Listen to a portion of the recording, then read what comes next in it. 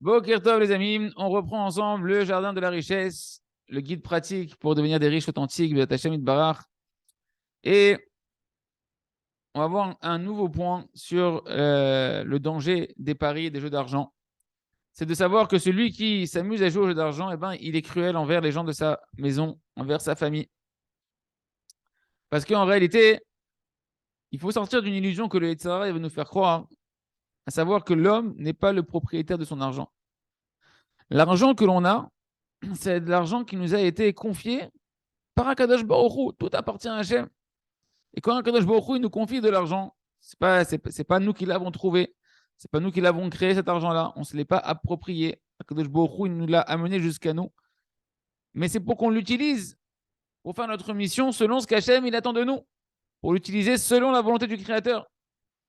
Et lorsqu'une personne n'est plus célibataire, que maintenant elle a une femme et des enfants, la majorité de son argent qu'elle reçoit d'Hachem et de Barar, c'est pour eux. Ça passe par toi, ça passe par le mari. Des fois, dans la génération, ça passe aussi par la femme maintenant. Mais c'est pour la famille, pour subvenir à leurs besoins. Si un homme il n'avait pas, si un homme il n'avait pas eu une femme et des enfants, alors il n'aurait pas eu autant d'argent qu'il a aujourd'hui. Et on voit que plus une personne, une famille, elle grandit, plus la parnassa, elle grandit avec. Parce que Kadosh Baruch Hu, il envoie pour la famille. Et maintenant, qui c'est qui t'a permis à toi de prendre cet argent-là que Kadosh Baruch Hu t'a confié pour subvenir aux besoins de ta famille et de commencer à faire des paris d'argent dessus quand tu es en train de parier et que la plupart du temps, dans la grande majorité, tu perds, tu es en train de voler l'abondance que Kadosh Baruch Hu, il a donnée pour ta famille. Cette abondance-là, il t'a donné dans tes mains afin que tu l'utilises avec sagesse pour pouvoir donner de la largesse d'esprit, un confort de vie pour ta famille et non pas pour que tu gaspilles cet argent-là dans des futilités et dans des fantasmes de l'imaginaire de croire que tu vas t'enrichir en pariant sur ça, cet argent-là. En réalité, il n'y a pas plus cruel pour la femme et les enfants que celui qui s'amuse à parier avec l'argent que Kadosh Baruch Hu lui a confié. Et en reprenant les explications qu'on a déjà dit dans les cours précédents, de toutes les manières, c'est cruel pour la famille. Pourquoi? Que tu gagnes ou que tu perds. Tu dis non, peut-être je vais gagner, c'est un bénéfice pour la famille. De tous les cas, c'est cruel. Pourquoi? Parce que lorsque tu perds, tu as perdu l'argent de ta famille. C'est-à-dire qu'aujourd'hui, ils vont souffrir d'un manque de parnassa, avec tous les inconvénients qui vont avec, parce que l'argent qu'ils avaient, tu l'as gaspillé dans du vent. Et tu vas devoir rendre des comptes sur la tristesse, l'amertume, les manques que ta femme, tes enfants, ils ont eu, alors que normalement, Hachem leur avait donné de quoi subvenir à leurs besoins. Et donc, dans le ciel, qu'est-ce que ça fait, de Shalom? Ça éveille des accusations. Parce que tu rends des comptes là-haut dans le ciel, tu n'as jamais à rendre des comptes, ça crée des accusations. Et donc, ça amène sur toi et tout ton entourage toutes sortes de souffrances où tu nous en préserves. Ça, c'est du côté où tu perds. Si la personne, elle perd dans les paris. Maintenant, tu dis, attends, peut-être je vais gagner. Au contraire, c'est une embellie pour la famille.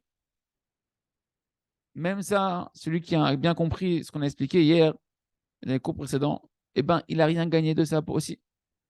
On dirait, non, c'est bon, c'est top, là, avec un peu d'argent, il a ramené beaucoup d'argent. Non, parce que rappelez-vous ce qu'on a dit, au final, tu vas ramener que ce qui t'a été fixé à Rosh Hashanah.